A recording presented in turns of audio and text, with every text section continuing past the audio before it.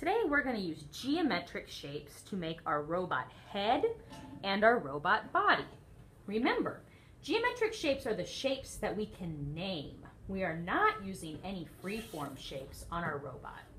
So I'm going to start with a piece of plain paper, and then I'm going to choose some colored papers to use for the head and the body. Now here's kind of a tricky thing about geometric shapes. If I decide to give my robot a rectangle head, I cannot cut out my rectangle like this.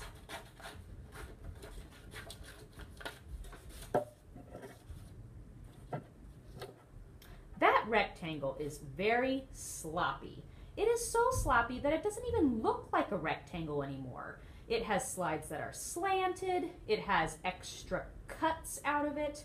It does not even look like the right kind of shape that I need. So a really helpful tip for you when you are drawing your geometric shapes is use a pencil first before you cut. So I'm doing my very nicest straight lines. I'm making sure that the head is the right size for my paper. I want a nice big head. And then I'm going to cut on those pencil lines.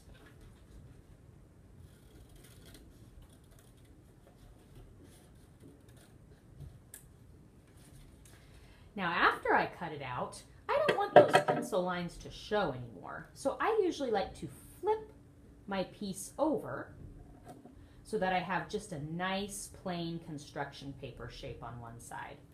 Now let's add some tiny dots of glue. Shake, shake, shake the glue down to the bottom. And I'm barely squeezing to create tiny dots, one in each corner. And then I'm going to place this down where I think the head should go. Now the next step is I'm going to make my robot body. So same thing, I can pick a different piece of paper, draw my shape carefully, and then cut it out. Now just because my head and my body are done does not mean that I'm completely done with today's activities. There are a lot of different details that I can add to the head and body that will make it look even more like a robot. For example, I probably need a neck to connect my head to the body. Has to be a geometric shape. So I actually thought rectangle first, but I'm going to be a little different. I'm actually going to try a triangle neck. Sometimes doing different creative shapes can kind of be a little more interesting. So now I've got a rectangle, a circle, and a triangle. I could also cut out some eyes for my robot. I think the eyes are maybe going to be some square shapes.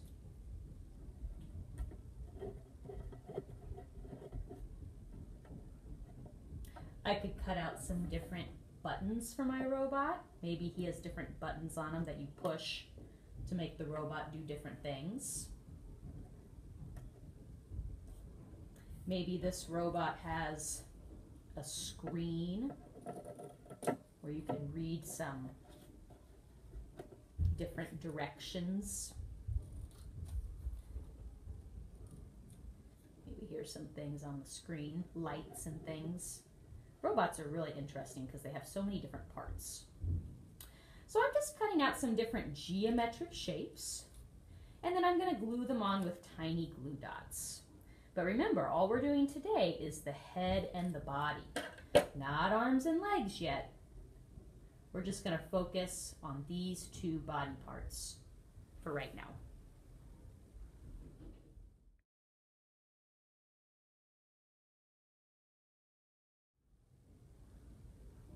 I made sure that all my shapes were carefully glued on. I don't have any glue sticking out from around my tiny shapes, so that means I know that I used the right amount of glue. If glue is sticking out from your shapes, that means you are using too much and you need to use tinier dots. If you accidentally put on a shape that does not look like a geometric shape, then you need to be a problem solver by gluing a geometric shape on top of it.